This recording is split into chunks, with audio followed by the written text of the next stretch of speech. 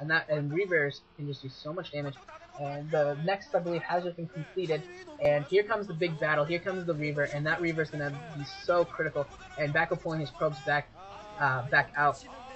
And Backho's in a lot of trouble here because now he's pulled back inside of his main base, and he's not going to be able to get out of that choke at all. He's not going to be able to move in there at all. This is just an extreme tactical disadvantage for him because Stork can just sit there with his Reaver and volley Reaver Scarabs in on Backho, while at the same time, and he's not even bothering to do that. He's just going to take down this Nexus with his Dragoons, and that is huge for Backho. That's pretty much game already. That's 400 minerals in a mirror matchup that you just can't get back.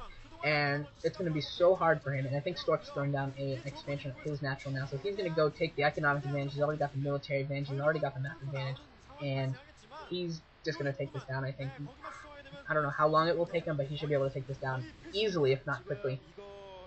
Although those two Reavers will make it, Backho will make it hard for Stork to push into Backho's base, but at the same time, just because of the way that choke is so narrow, it's so hard for either player to get in.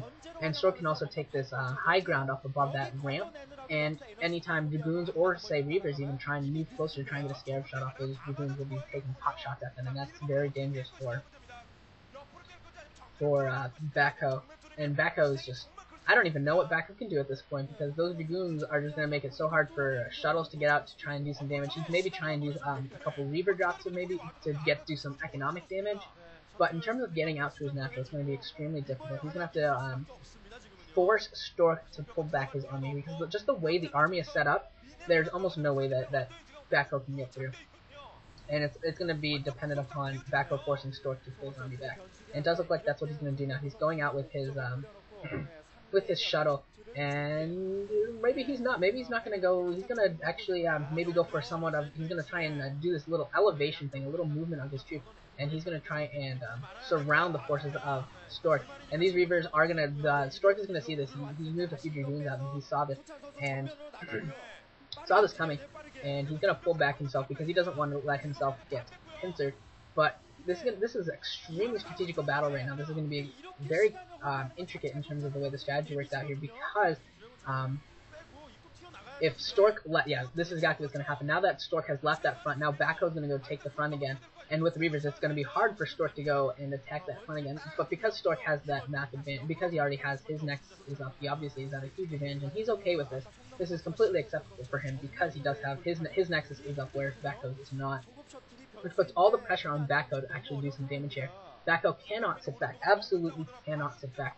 If he sits back, he will lose. And so yeah, we do see the army for Backho moving out. He is throwing up the Nexus of his own just in case. Just in case this does end up being a little bit of a longer game and he actually can get the resources from it.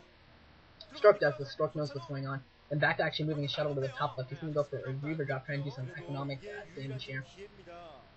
But he needs to be careful because he really needs to make sure that whenever these armies engage, that he needs to make sure that his Reavers are at the engagement. Because if Stork's Reavers are at the engagement, it doesn't matter how much economic damage you do.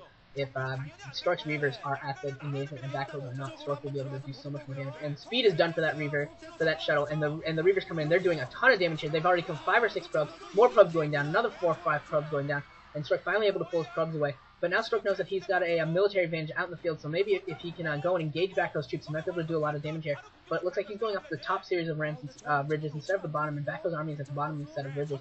And he's actually going to go try and pick off the shuttle. He might be able to pick off the shuttle. The shuttle is being very careful here. Backho knows that this is what's going on. He knows that he's got to protect the shuttle with everything he has. And Stork coming in with a bunch of Dragoons here, going to go for these the Reavers, and Backho trying to micro as well as he can, but this is going to be a very difficult position for him. There is a gap now in the middle if he can go down and escape with his shuttle, and he's going to be able to. But now Stork is going into the natural of Backho, and Backho might lose his Nexus again, lose his secondary Nexus again.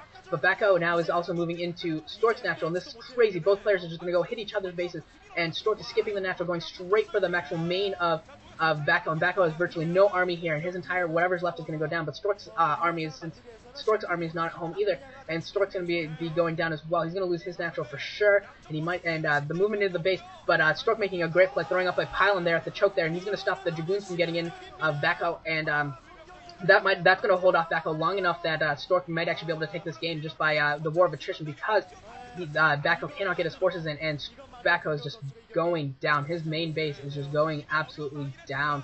He's his Nexus is taking a lot of hits right now. The Reaver's coming in and doing a lot of damage to all the probes. The probes are almost all down, and Backho's pretty much dead at this point. Because that was great play by Stork throwing a pylon in that gap. If Backho had done the same, he might have been able to stay in this game, and it might have ended up going back to a one-base build. But unfortunately, he was not able to. Stork anticipated it, and rather than waiting at the natural like Backho did, Backho actually killed the natural before moving on to the main.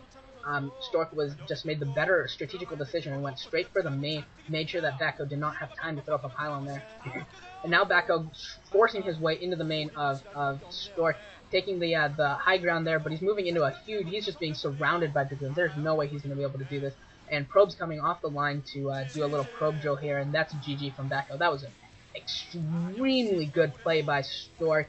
That was a great decision by him in terms of moving straight into the main rather than waiting at the natural. And Stork just played that perfectly. I'm very impressed with Stork right now. That was a really phenomenal play by him, and I love seeing just great strategy from players. Really makes me happy, because I think a lot of players nowadays just win because they're just technically better at their micro or maybe better at their macro, and don't necessarily always have the best strategy. But Stork's got a great combination. I do love Stork. Stork's got a great combination of micro, macro, and just game sense and strategy, and that was a fantastic win for Stork. That gives Samsung Khan a 2-0 lead, and they are looking like they are in pretty good shape to take this match down. Of course, the next set is going to be very, very difficult for them because it is a ZVZ against Jaedong, and honestly, they will probably lose that. But if it goes to a 4 set, they do a Firebat Hero coming up, so we will see how this goes. We will see on set 3. It's going to be Jaedong and Great on Neo Medusa. We'll see if Great can somehow solve Jaedong and give Samsung Khan the win. I will see you in set